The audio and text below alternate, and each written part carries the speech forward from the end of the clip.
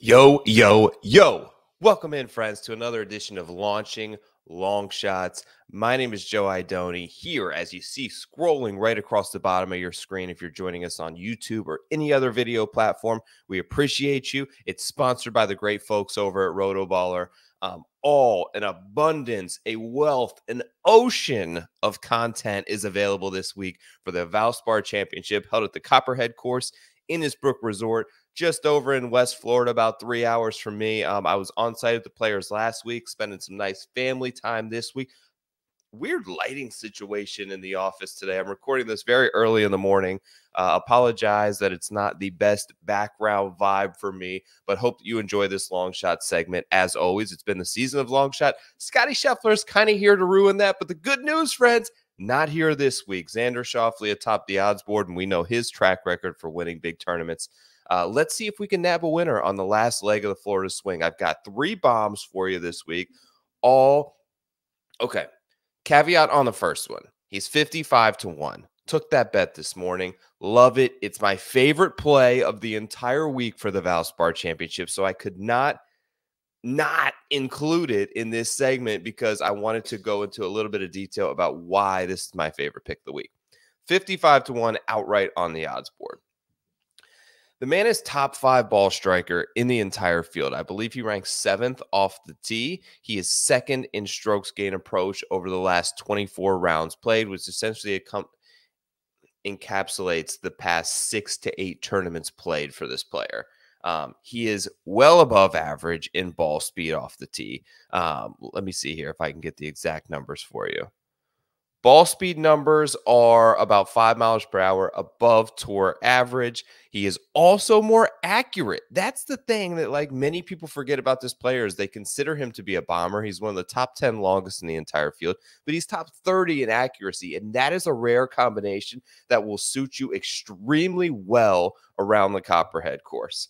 2nd in greens in regulation and 1st in approach shot proximity from 150 to 225 yards, which is where the abundance of approach shots are going to come this week. Of course, I'm talking about the one and only Kashmir Keith Mitchell.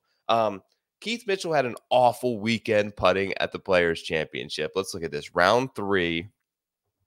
He lost 2.3 strokes putting. He shot 4 over. Round 4, he shot 4 over, lost 2.25 strokes putting. I don't think that's indicative of his entire season. You see here, he has not been terrific with the flat stick, but anytime you get a tournament where you have Paul Casey, you have Gary Woodland, you have players like Taylor Moore, players who are not known as prolifically great putters. The greens here are difficult in nature, but this course is kind of very much in the Keith Mitchell vibes. Feels like you're dropped in the middle of the Carolina Pines, undulating, slopey. I feel like he can really leverage his ability to gain strokes off the tee, whether that is via a long iron or whether that is via driver on some of the longer par 5s out here. There are 4 of them, even though it's a par 71. All play very long in length with the exception of the first one. And the guy just gained 8 strokes on approach in Mexico and followed that up with 2 strokes on approach at the Honda.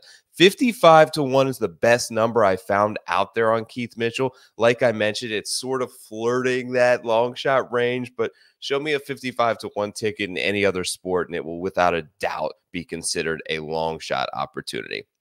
Okay, number 2. Here we go. Now we're in the range you guys are here to see, 100-1 plus. This player is 125-1.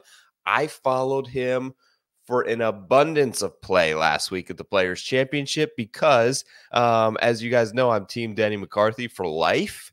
And this man was paired with him the first 2 days. Saw him hit a ton of good golf shots. Was super impressed with what I viewed to be an additional sort of distance off the tee that he's been able to garner. And he's also been able to be extremely accurate with his irons, at least last week. Of course, I'm talking about the one and only Matthew Neesmith.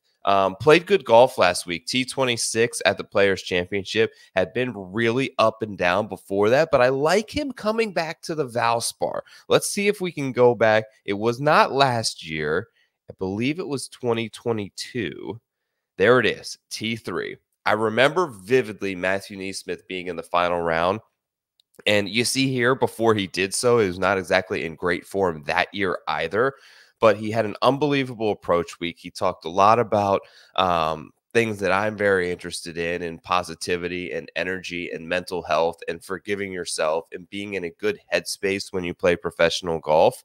And that was his best week. Obviously, a T4 a few weeks later at the Zurich, but coming back to a place like the Valspar, where he finished T3 and also T21 in his last 2 starts at this particular event. 125-1 is a big number on a player who showed some signs of life and is coming back to a course that absolutely fits his eye, and the Copperhead course over there at Innisbrook and Palm Harbor. Speaking of Palm Harbor, long shot number 3 this week. Grew up there, grew up in West Tampa, still plays his golf right there in Avila, which is just a few miles down the road. Grew up, his first job was working the range at this very golf course, picking the range in the cart while guys are hitting balls at him. He was a standard bearer for this tournament for many years. He's now on his way to becoming a solid professional golfer. Just came up from the Korn Ferry Tour. He finished in 3rd place in Puerto Rico. He came out. This dude finished T35 in his very first Players Championship last week, 35th at the Cognizant, 38th at the Mexico Open. I think that he makes a fantastic top 40 bet this week. Local narrative in play.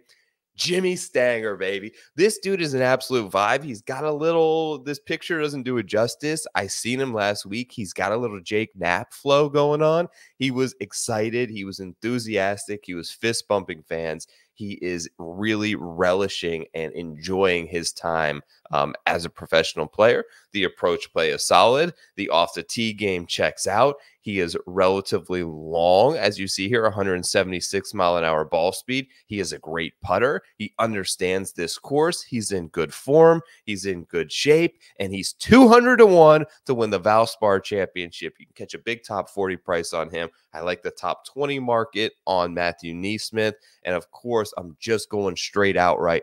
Heavy play, heavy hands on Kelly Keith Mitchell this week. I hope that you all have a great week. I hope that you enjoyed this launching long shot segment. Those are my 3 bombs this week that are being deployed for the Valspar Championship. Best of luck to everyone out there. We'll catch you again next week as we make our way out of Florida and into Texas on the road to Augusta.